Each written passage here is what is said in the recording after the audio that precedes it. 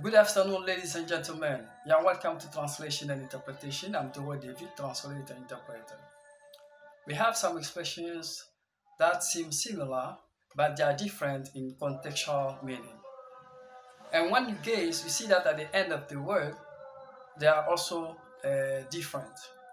For example, a statute, a statue, a stature, and a status. A statute is a set of rules and regulations provided by a legislative or governmental body or by the lawmakers. And a statue is a physical representation that conveys a message or a concept. For example, we have the statue of Kwame Nkrumah. It symbolizes freedom, independence, and we know that Kwame Nkrumah fought for Ghana independence. And when you take this word, a statue is a height. It's referring to a height of a person. A statue refer can also refer to the quality of that person, to his character, or to the ability of that person that is impressive in the society, in the community, or in our environment. It can also base on the achievements, accomplishment of that person. And the people are taking advantage of his work, or people are taking advantage of his idea or ideas. For example, let's take those innovators, those scientists that are helping to improve our well-being, our means of communication, our means of transportation in all sectors of our professional lives. So that is the stature. The stature, don't forget, it refers to the quality, importance, your ability, your achievement. And the last one, status. A status can mean your social position, social or professional position. We can also categorize the society-based revenue. When you categorize the society-based revenue, we have the high class, the middle class, and the lower class. That is your status. And the last one is what? Is a level of situation at a particular time. For example, if you want to carry out a project, we have from scratch, from the beginning to the end, to the finalization of the project. And therefore, we have stages. For each stage is a status. So how is the status of your project? You are asking about the level of the situation or the level of their project during the process of carrying out the project. That is the last meaning for status. So, ladies and gentlemen, let's take it in French for those who don't understand English language.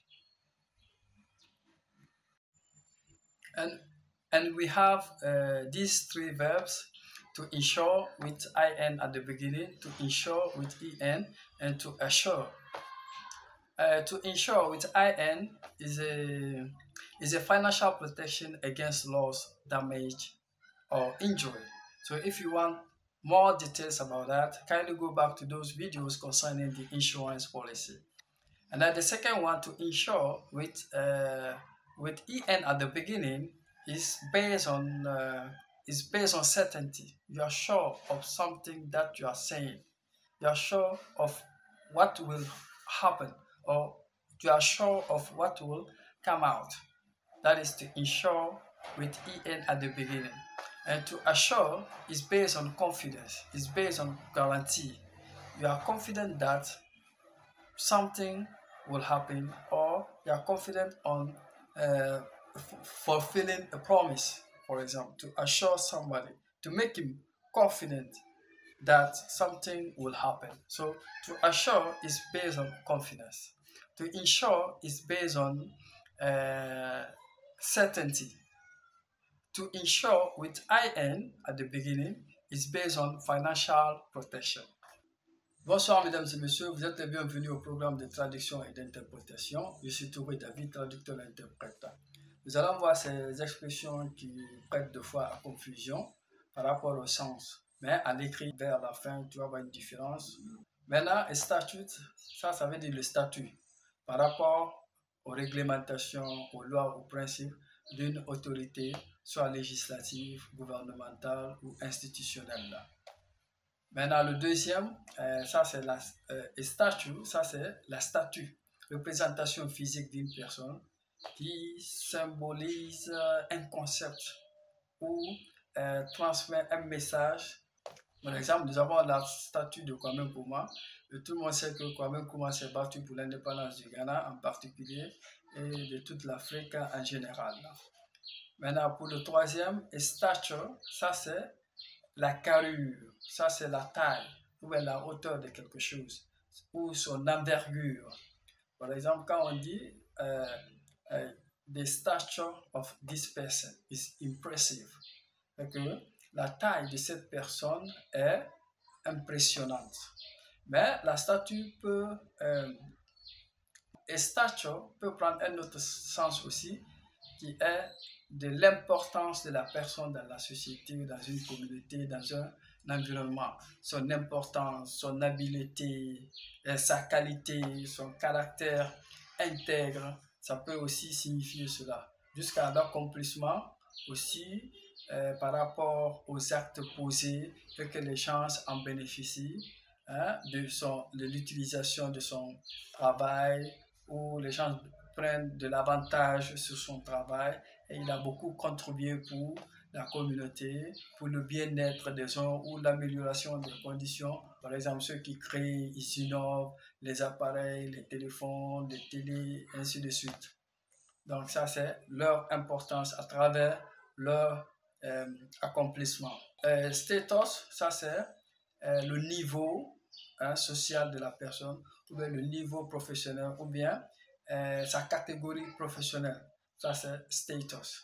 Maintenant, status peut signifier aussi ta classe sociale. Par exemple, si on classifie la société basée sur le revenu, on va dire qu'il y a la haute classe, il y a la classe moyenne, il y a la basse classe. Ça, c'est basé sur le revenu. Donc, ça, c'est status.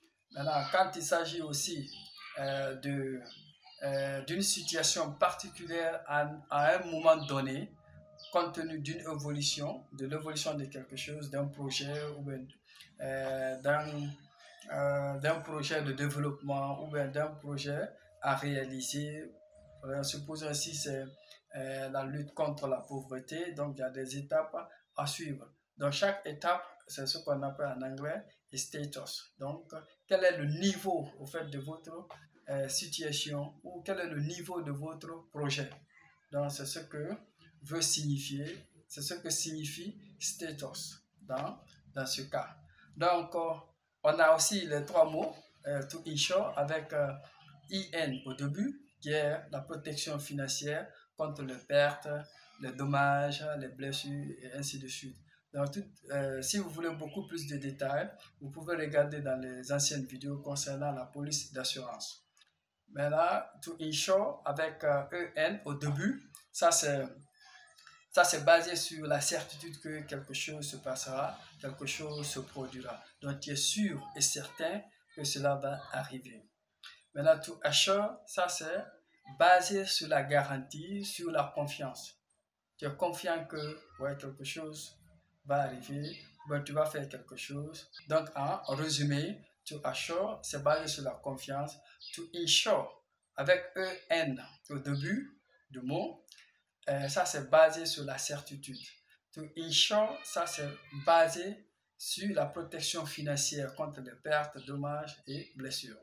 Donc, merci mesdames et messieurs pour votre attention. À la prochaine.